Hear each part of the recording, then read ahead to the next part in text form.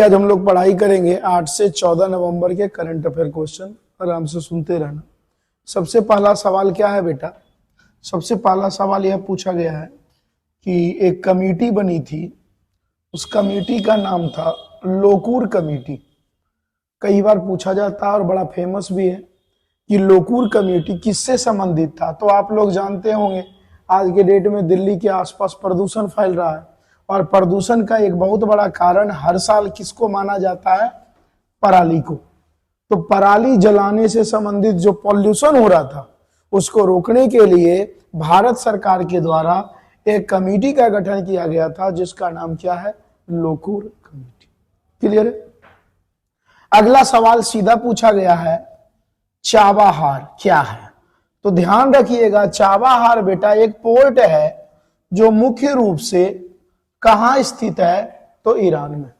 यह भी पूछा जा सकता है कि ये जो चाबाहार पोर्ट है ईरान ने किसके सहयोग से बनाया? तो ईरान ने अपने भारत के सहयोग से इस पोर्ट का निर्माण किया। इसी तरह से कई बार यह पूछ दिया जाएगा कि ग्वादर पोर्ट कहां है? ध्यान रखना। तो आप लोग बता सकते हैं ग्वादर पोर्ट की यदि हम लोग प्रॉपर रूप से बात करें तो ग्वादर पोर्ट जो है वह पाकिस्तान में है और इस पोर्ट के निर्माण में किसकी सहयोग थी? तो चाइना की। ऐसे ही एक और पोर्ट है हम्बन टोटा। हम्बन टोटा यह भी पोर्ट, यह पोर्ट की यदि हम लोग बात करें तो यह पोर्ट कहां है भाई? श्रीलंका में। और यह किसके सहयोग से बनाया गया है? तो चाइना के सहयोग से। क्लियर है? तो ये तीन कई बार मैं देखा हूं सवाल आ रखा है।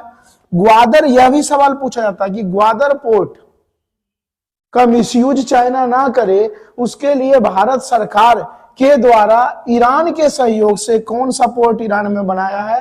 तो चाबाहार पोर्ट। इतना रखिएगा आप लोग याद। अगले की बात करें तो बेटा मुख्य रूप से देखा जाए तो भारत में एक रिपोर्ट आई है 2023-24 की रिपोर्ट आई है और उस रिपोर्ट का नाम है हुरून इंडिया रिपोर्ट। ध्यान रखना, हुरून इंडिया रिपोर्ट। इसमें जो भी रिचेस्ट बंदा है ना, रिच जो बंदा है, धनी व्यक्ति, उसकी आई है इंफॉर्मेशन। और हुरून रिपोर्ट इंडिया रिपोर्ट में आई है दानवीर की, अमीर की सूची, जो दान करने वाले हैं। तो भारत के टोटल कितने दानवीर को इसमें इस वर्ष शामिल किया गया है? तो 1539 दान देने वाले को। क्लियर है? तो कुछ इंपॉर्टेंट है तो ये पूछा जा सकता है कि 2024 में टोटल दानवीर की संख्या हुरून रिपोर्ट के अनुसार कितने हैं? तो 1539। ठीक है। पहले नंबर की बेटा हम बात करें तो सबसे ज्यादा दान करने वाले HCL के संस्थापक।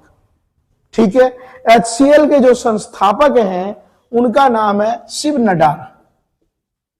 शिव नडार HCL के संस्थापक हैं। ये सबसे ज्यादा दान करने वाले व्यक्ति भारत में बन चुके हैं और लगभग देखा जाए बेटा तो यह कितने दान किए हैं? तो 2153 करोड़ रुपया, करोड़ों में। क्लियर है? तो पहले नंबर पे कौन है भाई? शिव नडार, जो किसके हैं? संस्थापक, HCL के संस्थापक। दूसरे की बात यदि हम बेटा करें तो दूसरा आराम से पढ़ते रहेंगे। दूसरे में कौन है भाई? तो मुकेश अंबानी है।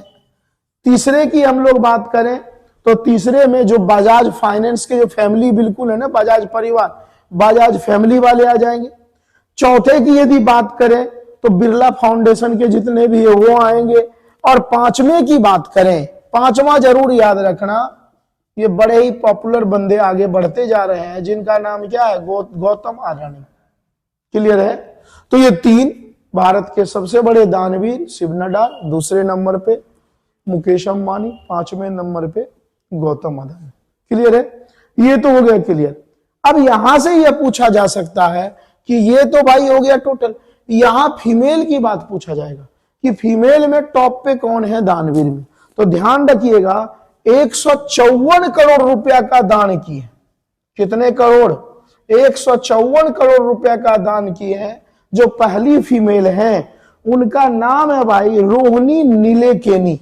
ये याद रखना, रोहिणी नीलेकेनी। यदि पूछा जाए महिलाओं में सबसे टॉप पे जो दानवीर हैं उनका नाम क्या है, रोहिणी से भी याद रखोगे तो काम चल जाएगा। और मेल में कौन है, शिव नडाल। सबसे ज्यादा भी दान कौन किया है, तो शिव। क्लियर है। किस रिपोर्ट के अनुसार बताया गया है, तो हुरून इंडिया रिपोर्ट 2023-24 का ये डेटा था। अगला पॉइंट भाई देखते हैं, अगला क्या है भाई। अब यहां से ये पूछा जा सकता है बेटा कि जो दान जो किया गया, क्योंकि आज के डेट में क्वेश्चन का स्टैंडर्ड बढ़ाया है, दान जो किया गया सबसे ज्यादा किस सेक्टर में दान किया गया। तो ध्यान रखिएगा, सबसे पहले बेटा जो सबसे ज्यादा रुपया जो दान किया गया है भारत में, वो किस क्षेत्र में, शिक्षा में। क्लियर है। शिक्षा की यदि हम बात करें, हालांकि डेटा इतना डिफिकल्ट तो नहीं पूछा जाएगा, 3680 करोड़ रुपया दान किया गया सभी तरफ से। दूसरे नंबर पे देखा जाए बेटा, तो दूसरे नंबर पे हेल्थ सेक्टर लिया गया है, दान में ज्यादा रुपया दिया गया है। और तीसरे पे यदि देखा जाए तो विलेज को डेवलपमेंट करने के लिए, तो यह अभी अपने आप में बढ़िया सवाल है कि सबसे ज्यादा किस सेक्शन में दान किया गया, एजुकेशन में। ठीक है। दूसरे नंबर पे हेल्थ, और तीसरे नंबर पे जो लोकल गवर्नमेंट है, जो गांव वगैरह है, उसको कैसे, उसमें कैसे बदलाव लाया जाए, समझदारी लाया जाए। तो ये थोड़ा सा आप लोग ध्यान रखिएगा। अगले सवाल की ओर बढ़ते हैं। ऑस्ट्रेलियन गवर्नमेंट, सीधा सा सवाल आ सकता है कि किस देश के द्वारा एक नया कानून पास हुआ है और वह कहा है कि 16 वर्ष से कम उम्र के जितने भी बालक हैं वो किसी भी सोशल मीडिया का यूज, इंटरनेट सेवा का यूज नहीं करेंगे। बड़ा अच्छा है ये चीज। तो यह जो कारनामा करने वाला है ऑस्ट्रेलियन गवर्नमेंट, सीधा सा दे देगा सवाल कि किस गवर्नमेंट के द्वारा 16 वर्ष से कम उम्र के सभी मेल फीमेल ट्रांसजेंडर को नेट बैंकिंग से दूर रखने का प्रावधान किया है।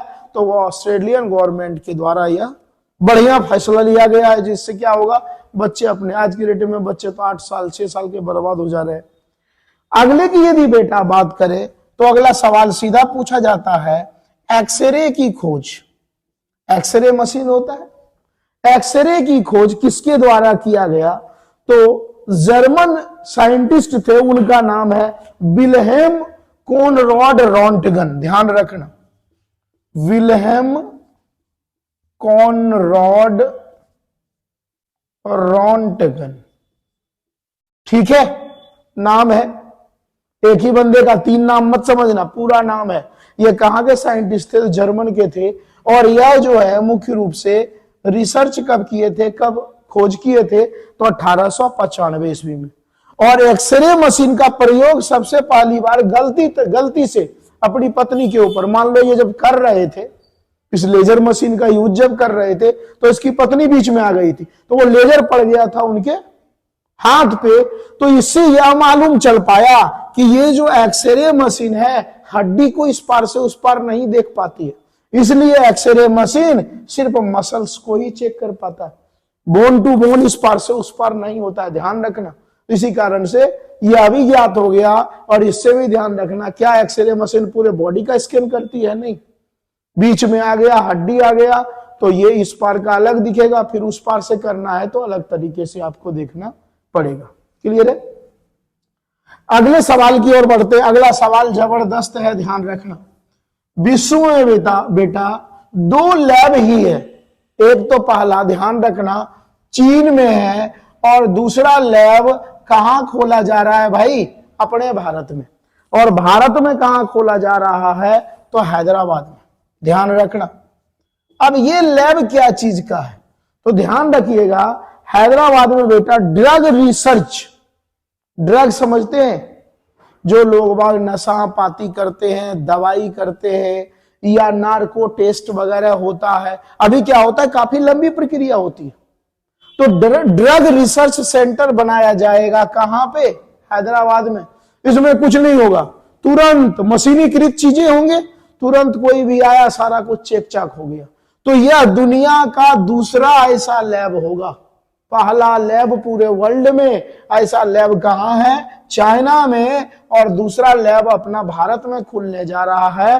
कहां भाई? तो हैदराबाद में। क्लियर है? ये एक तरह से मान के चलो रोबोट की तरह काम करेगा और फटाफट रिजल्ट आउटपुट करता रहेगा। अगले की यदि बात करें, तुम थोड़ा पानी पी लो तान्या, तो फिर मुझे दिक्कत होगी। अगला है बेटा विटामिन डी। विटामिन डी की बात करें तो सीधा सवाल पूछा जाता है कि एकमात्र ऐसा विटामिन जो नेचुरल तरीके से मिलता है, नेचुरल रूप से मिलने वाले जो विटामिन हैं वह विटामिन डी है। और यह मिलता किससे है? तो सनलाइट से। पूछा जाता है कि विटामिन डी की कमी से कौन सी बीमारी होने की संभावना बढ़ जाती है? तो रिकेट्स। इसका मतलब होता है हड्डी कमजोर होने लगता है।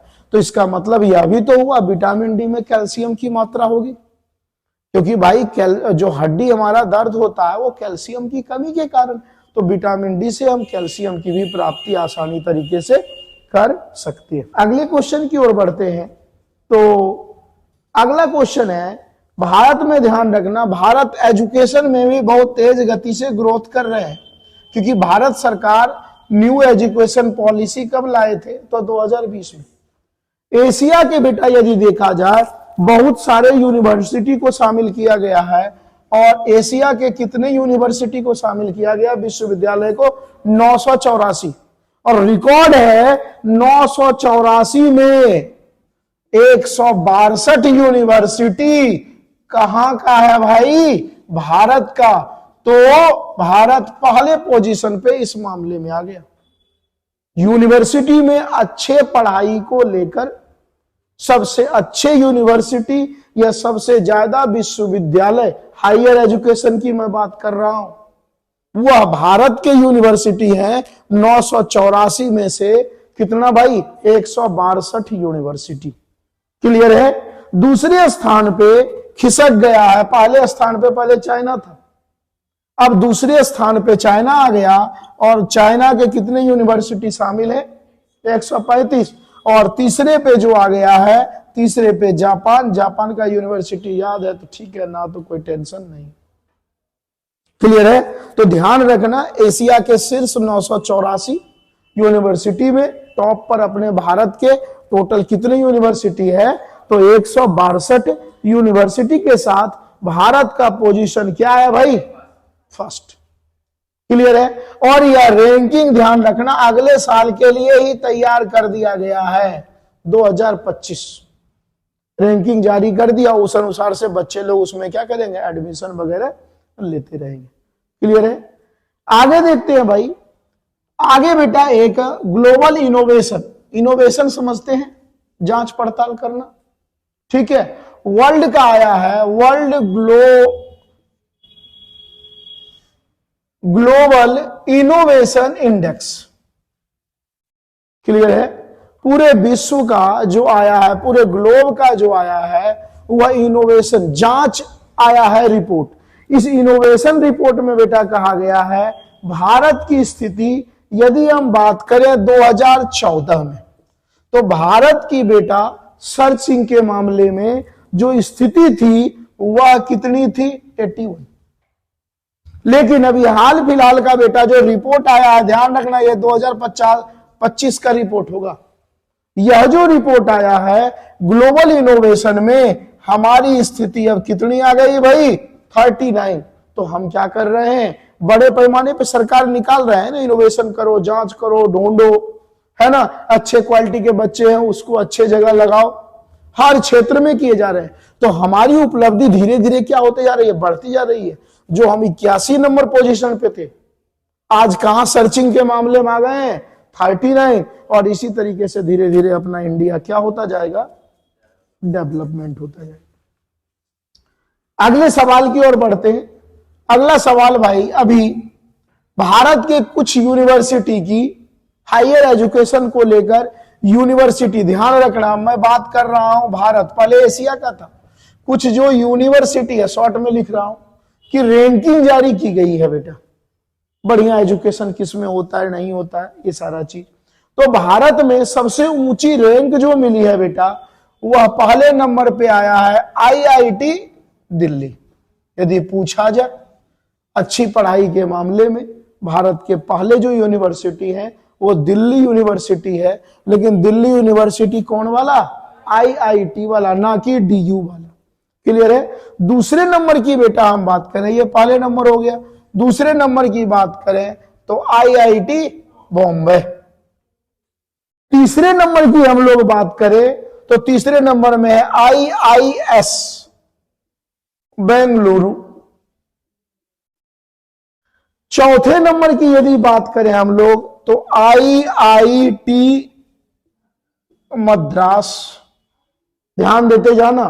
पांचवें की यदि हम लोग बात करें तो आईआईएस, ध्यान रखना मुख्य रूप से, सॉरी मिस्टेक हो गया थोड़ा, ये बेटा जो आएगा ना ये नहीं आएगा, ये आएगा तीसरे पे।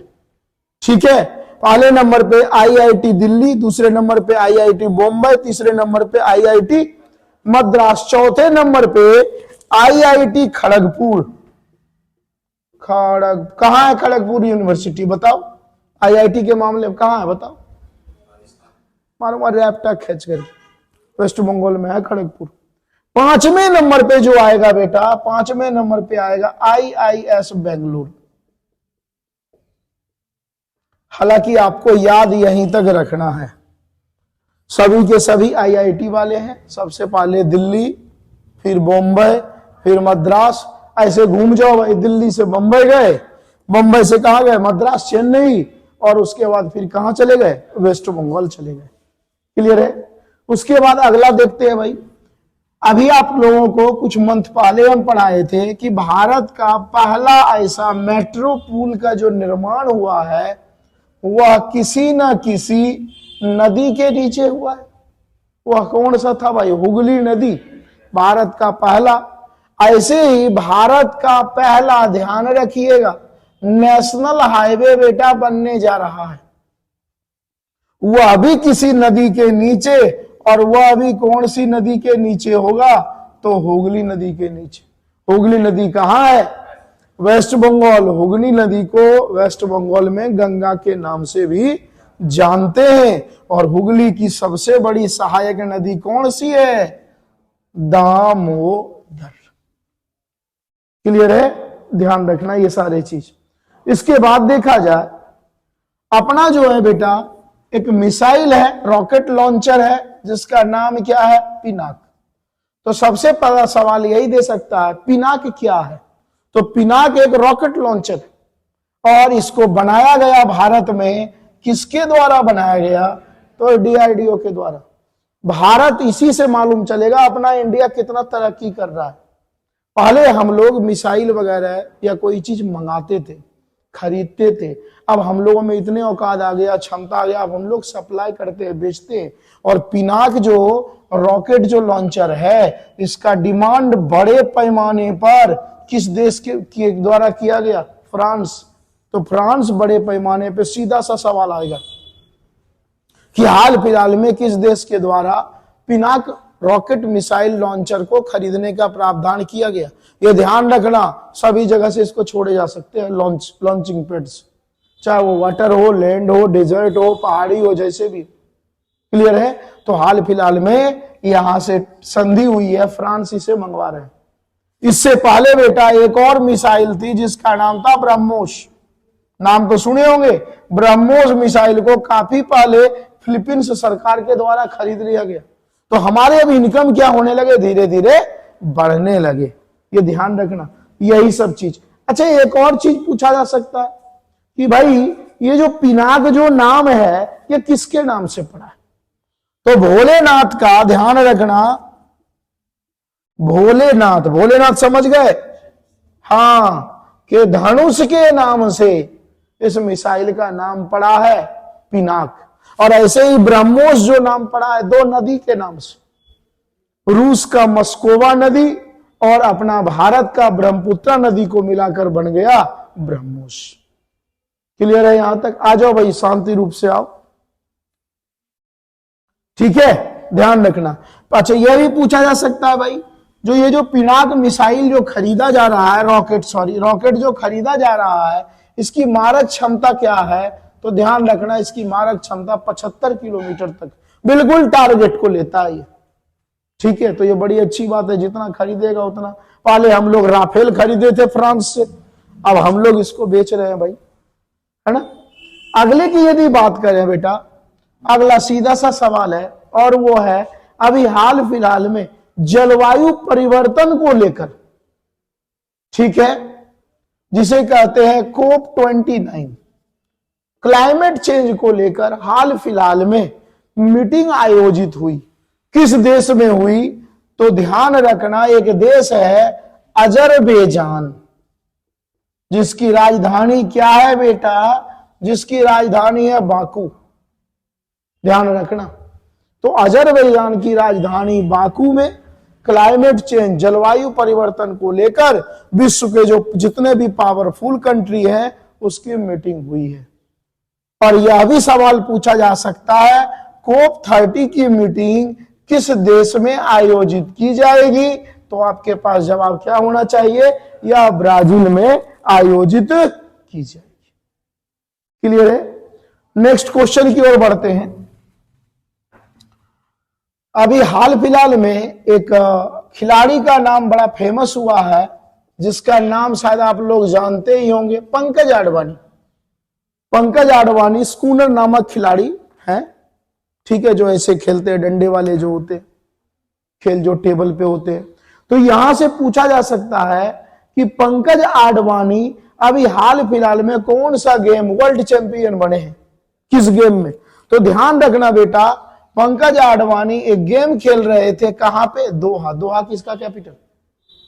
खत्म, क्वेश्चन मार्क। या बता देना हमें दोहा किस देश में पड़ता है, जो भी है क्वेश्चन मार्क दे दिया, बाद में बताते रहना। तो दोहा में बेटा अभी एक गेम हुआ था जिसका नाम है IBSF, विश्व बिलियर्ड्स चैंपियन गेम्स हुआ था। दोहा में विश्व बिलियर्ड्स चैंपियन गेम हुआ, और इसमें ध्यान रखना, इसमें इसने किसको हराया, किस देश के खिलाड़ी को? तो इंग्लैंड के खिलाड़ी थे, और इंग्लैंड के खिलाड़ी का बेटा नाम है Robert hall. Robert hall, clear है? इंग्लैंड के खिलाड़ी रॉबर्ट हॉल को यह हरा दिया, और फाइनल क्या हुआ? यह गोल्ड मेडल अपने नाम से कर लिया। तो सीधा सीधा पूछा जा सकता है कि विश्व बिलियर्ड्स जो चैंपियन गेम्स हुआ था इस वर्ष कहां हुआ? दोहा में हुआ। क्लियर है? किस खिलाड़ी को हराया या कहां के खिलाड़ी को हराया? तो इंग्लैंड का हाल था, हाल चाल के है भाई, ऐसे याद रखो ना, उसको हरा दिया और वर्ल्ड चैंपियन ये बन गया। क्लियर है? अब यहां से यह सवाल पूछा जा सकता है कि भाई ये लगातार कितनी बार खिताब जीता है? तो यह खिताब मुख्य रूप से ये बिलियर्ड्स जो खिताब जीता है बेटा, यह कितनी बार जीत चुका है? 7वीं बार लगातार। ध्यान रखना, और पूरे वर्ल्ड का खिताब, एक यही नहीं और जो गेम होते हैं, टोटल वर्ल्ड का खिताब जो इसके नाम से है, वो टोटल कितना खिताब है? 28। आप इमेजिन करो, जो गेम हुआ लगातार 7वीं बार, और टोटल यदि वर्ल्ड खिताब की बात करें आडवाणी के नाम से, ठीक है, 28वीं बार। क्लियर है? अगले क्वेश्चन की ओर बढ़ते हैं भाई, क्वेश्चन बड़े अच्छे अच्छे आ रहे हैं। अगला क्वेश्चन है भाई, अभी हाल फिलहाल में बेटा मिस अर्थ प्रतियोगिता हुआ। जैसे मिस यूनिवर्स होता है, मिस वर्ल्ड होता है, वैसे ही प्रतियोगिता का आयोजन किया गया, जिसका नाम क्या है? Miss Earth. अब मिस अर्थ जो हुआ है प्रतियोगिता, मुख्य रूप से यह हुआ कहां? तो यह ध्यान रखिएगा, यह हुआ है एक देश में जिसका नाम आप लोग पता है, फिलीपींस। फिलीपींस की राजधानी क्या है? मनीला। वहां नहीं हुआ है, एक शहर में हुआ है जिसका नाम है परानाक। ऐसे कई बार जानते हो, दुखी करने के लिए ऐसे सवाल दे देंगे कि मिस अर्थ प्रतियोगिता का आयोजन कहां हुआ, बालक पागल हो जाएगा इसको ढूंढते ढूंढते। परानाक किस देश का एक छोटा सा टाउन एरिया है?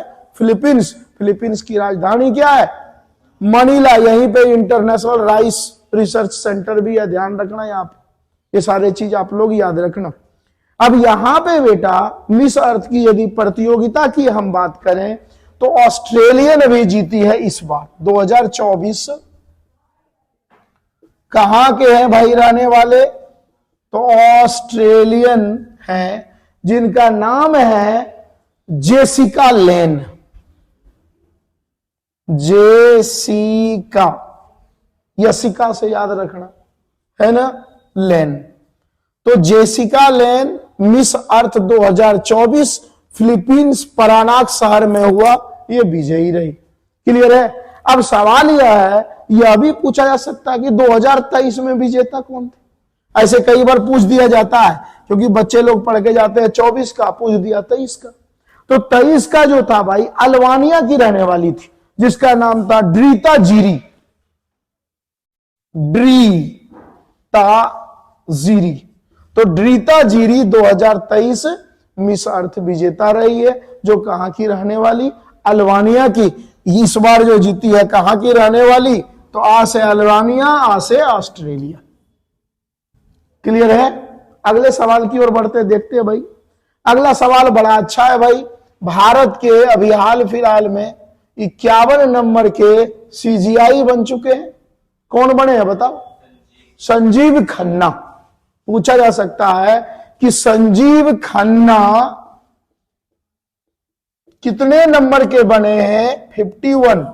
संजीव खन्ना से पहले कौन थे? है ना, डीवाई चंद्रचूड़। यह भी पूछा जा सकता है बेटा कि इनका कार्यकाल कब तक रहेगा। तो इनका कार्यकाल जो रहेगा 13 मई 2025 तक। इसका मतलब लगभग 6 महीने। अरे दिसंबर में बने हैं, मई का महीना 5। क्लियर है? और इससे पहले ये मूल रूप से रहने वाले कहां के? तो मूल रूप से ये रहने वाले कहां के हैं? तो दिल्ली के रहने वाले। क्लियर है? अगले क्वेश्चन की ओर बढ़ते हैं। अगला सवाल है बेटा, जो फर्स्ट वर्ल्ड वॉर हुआ है, फर्स्ट वर्ल्ड वॉर वो कब से कब हुआ बताओ? प्रथम विश्व युद्ध 1914 से 1918। यह पूछा जाता है, या होमवर्क में दे रहा हूं कि ये वर्ल्ड वॉर हुआ था क्या। क्लियर है? तो मैं एक हिंट आपको दे देता हूं, आप लोग कल हमें बता देना। ये वर्ल्ड वॉर जो हुआ था, कहीं का एक राजकुमार था, उसकी हत्या हुआ था, और उसकी हत्या के कारण कई करोड़ लोग, यहां देखा जाए तो 1 करोड़ से ज्यादा लोग, कई लाख लोग, सॉरी 1 करोड़ से ज्यादा लोग इसमें मरे थे। तभी तो नाम पड़ा वर्ल्ड वॉर। तो ये यहां ध्यान रखना, एक राजकुमार थे एक देश के, उनकी हत्या हो गई थी। उस हत्या के कारण जो विद्रोह हुआ था, और इतना भयानक हो गया कि पूरे वर्ल्ड तक ये फैल गया। ठीक है? तो ये होमवर्क है, आप ध्यान रखना, आप कल मुझे बता देना। अगले सवाल की ओर बढ़ते हैं, देखते हैं अगला सवाल क्या है भाई। अगला सवाल है, बर्डमैन ऑफ इंडिया किसे कहा जाता है? बताओ भाई, टीचिंग लाइन वाले बच्चे बताइए। बर्डमैन, पक्षी, बताओ बर्डमैन ऑफ इंडिया किसे कहा जाता है? सलीम अली को। ये बड़े अच्छे थे, पक्षी विज्ञान का जनक भी इसे कहा जाता है। पक्षियों पे सबसे ज्यादा रिसर्च करने वाले बंदे यही थे। इसलिए कई बार ऐसा सीधा सवाल पूछ दिया जाएगा कि बर्डमैन ऑफ इंडिया, पक्षी के जानकार या पक्षी के दोस्त सबसे अच्छे कौन रहे हैं? तो सलीम अली। यहां से क्वेश्चन मार्क है, ये मूल रूप से किस राज्य के रहने वाले थे, ये आप लोग हमें बताइएगा। क्लियर है? अगले सवाल की ओर बढ़ते हैं भाई। अगला सवाल है, भारत पूरे वर्ल्ड में बेटा रिपोर्ट आया, इंटेलिजेंसी रिपोर्ट। इंटेलिजेंसी समझते हैं? बौद्धिक रिपोर्ट, बुद्धिमत्ता रिपोर्ट। जैसे इनोवेशन आया था, वैसे ही आया है बौद्धिक रिपोर्ट। इसे हम लोग देखा जाए तो बौद्धिक संपदा रिपोर्ट भी कह सकते हैं हम लोग। बौद्धिक मतलब ज्ञान, बौद्धिक संपदा रिपोर्ट आया है पूरे वर्ल्ड का। और यह रिपोर्ट जारी कौन करता है? तो बेटा यह रिपोर्ट जारी किया जाता है किसके द्वारा? यूएन के द्वारा, यूनाइटेड नेशन के द्वारा। यह रिपोर्ट कब से यूएन जारी कर रहा है? तो 1967 से। यह देखना चाहता है किस देश के लोग ज्यादा तेज तर्रार समझदार है। हर मामले में, बौद्धिक तो हर मामले में चेक किया जाता है। तो भारत की रिपोर्ट आई है और बड़ा अच्छा रिपोर्ट आया है भाई। भारत का यदि देखा जाए बेटा, पोजीशन देखा जाए, अब भारत का पोजीशन बौद्धिक रिपोर्ट में कितना आ गया, मतलब हमसे 5 देश ही आगे है अब, सोचने में, समझने में, कार्य करने में, हर मामले में। बौद्धिक रिपोर्ट जो सर्च किया जाता है, कैसे आप स्वस्थ हैं या नहीं है, आपका बॉडी का एनर्जेटिक, और आप ही खुद नहीं, पूरे इंडिया का एक रेशियो लिया जाता है। तो यूएन यह प्रक्रिया शुरू किया था 67 में, और भारत का पोजीशन इस वर्ष बड़ा अच्छा रहा, 6ठे स्थान, है ना। कोशिश करेंगे जल्द से जल्द हम लोग पहले स्थान पे पहुंच जाए। ये बढ़िया क्वेश्चन था, ध्यान रखना कि बौद्धिक संपदा रिपोर्ट में भारत की स्थिति या भारत का पोजीशन क्या रहा। क्लियर है। अभी हाल फिलहाल में देखा जाए बेटा, तो अपना दिल्ली के आसपास का एरिया बड़ा खराब हो चुका है, और खास करके पानी को लेकर ध्यान रखना। पानी में बड़े पैमाने पे मात्रा बढ़ते जा रही है। किसकी मात्रा? फ्लोराइड की। ध्यान रखना ये सब चीज। दिल्ली के आसपास, पूरे दिल्ली की ये रिपोर्ट आ रखी है, बड़े पैमाने पे मात्रा बढ़ती जा रही है। और इसके कारण से ध्यान रखिएगा, एक रोग हो रहा है, डिजीज हो रहा है, जिसका नाम है फ्लोरोसिस डिजीज। फ्लोरोसिस। और दुख की बात यह है कि पूरे वर्ल्ड का लगभग 33% बीमारी अपने इंडिया में। पूरे वर्ल्ड की आबादी 8 अरब के आसपास पहुंच चुकी है।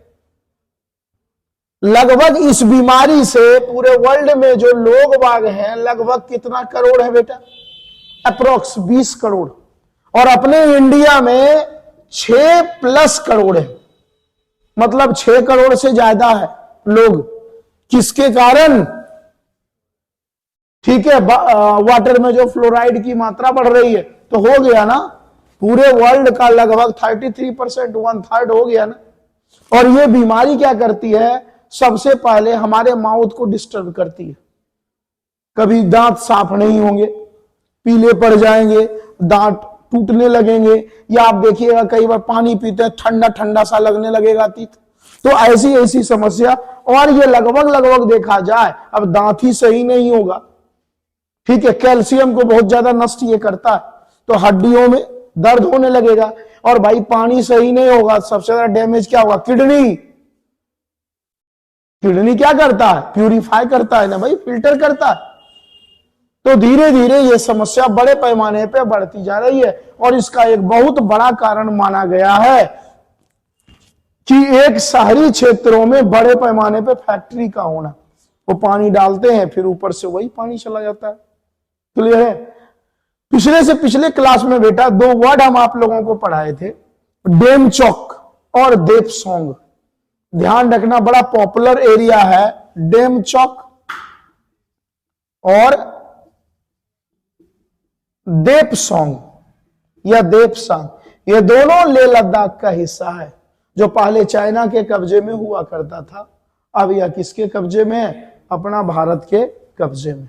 अगला सवाल है G20 की मीटिंग।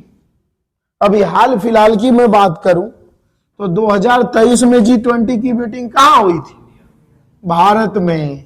और 2024 में, हाँ बिल्कुल ध्यान रखना, तो ब्राजील में 2 हो गया भाई। आज के रेट में जो पढ़ाए हैं, G20 2024 ब्राजील।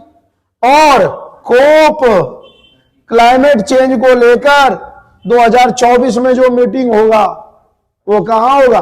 सॉरी 2025 में जो होगा वह कहां होगा? वह भी ब्राजील में होगा। तो 2 सवाल थोड़ा ध्यान रखना। कुछ और प्रश्न है। अब अगला है भाई,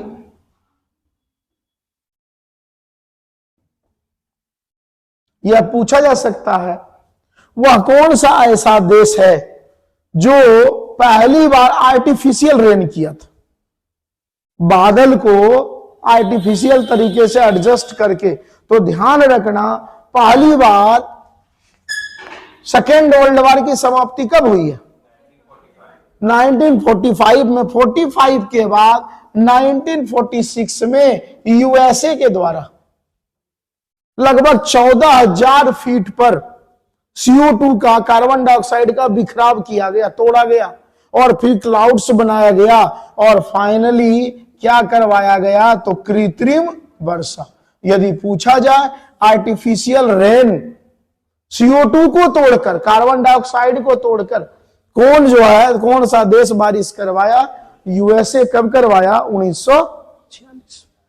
अगला सीधा सा सवाल है ही है कि सिंधु समझौता किन दो देश के बीच हुआ, तो सिंधु समझौता हुआ है भारत और पाकिस्तान के बीच, है ना।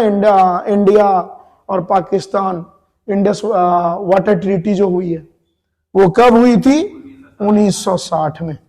इसमें यही कहा गया कि पाकिस्तान के पास भाई नदी नहीं है, तो पाकिस्तान कितना यूज करेगा, 80, और भारत कितना करेगा, 20% यूज करेगा। भाई सवाल क्या पूछा जाएगा, सीधा पूछा जाता है डायबिटीज डे, मधुमेह दिवस मनाया जाता है लगातार, तो मधुमेह दिवस जो मनाया जा रहा है 1991 से मनाया जा रहा है, और प्रत्येक वर्ष यदि देखा जाए तो कितने नवंबर को डायबिटीज डे मनाया जाता है, मधुमेह दिवस, तो 14 नवंबर को। 14 नवंबर को एक और दिवस मनाया जाता है, वो आप लोग जानिए, ठीक है, वो पूछा नहीं जाता आपके एग्जाम में। अगला और आखिरी सवाल की बात करें, अभी हाल फिलहाल में देखिएगा बुकर प्राइज दिया गया, बड़ा इंपॉर्टेंट क्वेश्चन है कि बुकर पुरस्कार हाल फिलहाल में किस देश के नागरिक को दिया गया या किसे दिया गया। देश की बेटा हम बात करें तो ब्रिटेन की एक लेखिका है, ब्रिटेन की लेखिका है जिसका नाम भाई क्या है, तो सामांता हार्वे, ध्यान रखना, सामांता हार्वे, सामांता हार्वे फीमेल है, ध्यान रखना, लेखिका है। इसको जो है अभी हाल फिलहाल में बुकर प्राइज 2024 का मिला है, ब्रिटेन की रहने वाली है, और इसका जो मेन जो उपन्यास है, बताओगे कौन सा है, उस मेन उपन्यास का नाम है ऑर्बिटर, मतलब अंतरिक्ष के बारे में बड़े पैमाने पे ये रिसर्च की है, और इसके लिए 2024 का बुकर प्राइज ब्रिटेन की लेखिका समांता को, या सांता क्लोज से याद रखिए, हमें तो याद करने से मतलब, ये पूछ देगा कि इसको दिया गया किस उपलक्ष्य में, तो बड़े पैमाने पे, ऑर्बिटर मतलब अंतरिक्ष, अंतरिक्ष की बड़े पैमाने पे रिसर्च की है, इसके लिए इन्हें नामित किया गया। तो 8 से 14 भाई यही था, इतना कर लेना, कवर हो जाए।